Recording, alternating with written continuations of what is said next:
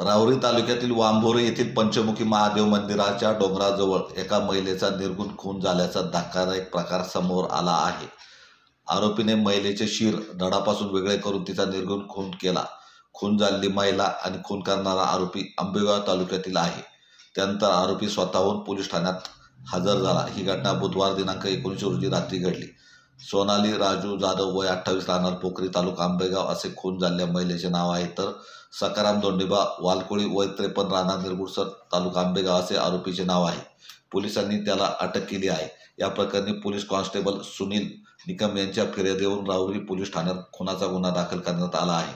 घटनेची माहिती मिळताच अप्पर पोलीस अधीक्षक वैभव कुलकर्णी, उपअधीक्षक डॉक्टर बसवराज शिवपूजे, निरीक्षक संजय ठेंगे यांनी घटनास्थळी धाव घेत पाहणी केली आणि पंचनामा करून मृतदेह व शिर उत्तरीय तपासणीसाठी हलवण्यात आले। महिलेचा पती तुरुंगात शिक्षा भोगत होता। त्यावेळी 2017 मध्ये आरोपी सकाराम धोंडीबा वालकोळी याचे संबंधित महिलेशी अनैतिक संबंध निर्माण झाले। दोघेही 2 वर्ष आंबेगाव तालुका येथे राहत होते।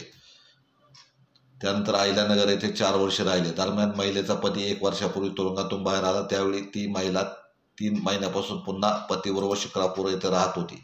या दरम्यान संबंधित महिला सोनाली जाधव ही आरोपी सकाराम वालकोळे यांच्याकडे फोन करून पैशाची मागणी करत होती। त्यामुळे त्रासलेल्या आरोपी सकाराम वालकोळे याने बुधवारी तिला भेटण्यासाठी बोलवले। दोघांची अहिल्यानगर येथे भेट झाली। सायंकाळी आरोपीने तिला वांभोरी चारी शिवारात आणले। तेथे तिच्या गळ्यावर कोयत्याने वार केला, छातीवर मोठा दगड टाकला, लाकडी दांडक्याने मारहाण केली, कोयत्याने तिचे शिर धडापासून वेगळे करून निर्घृण खून केला। नंतर पोलीस ठाण्यात स्वतः आरोपी सकाराम वालकोळी हजर होत त्याने गुन्ह्याची कबूल दिली, अशी माहिती पोलीस निरीक्षक संजय ठेंगे यांनी दिली। काल दिनांक 19 फेब्रुवारी 2025 रोजी वांभोरे येथील डोंगर पायथ्यालगत एका 53 वर्षीय इस्माने एका महिलेसोबत प्रेम संबंध असताना परत ती तिच्या पतीकडे गेली आणि याला पैशाची मागणी करून ब्लॅकमेल करू लागल्या कारणाने तिचा शिरधाडा वेगळे करून खून केला। सदर गुन्ह्यामध्ये आरोपीला अटक केलेली असून पुढील तपास सुरू आहे।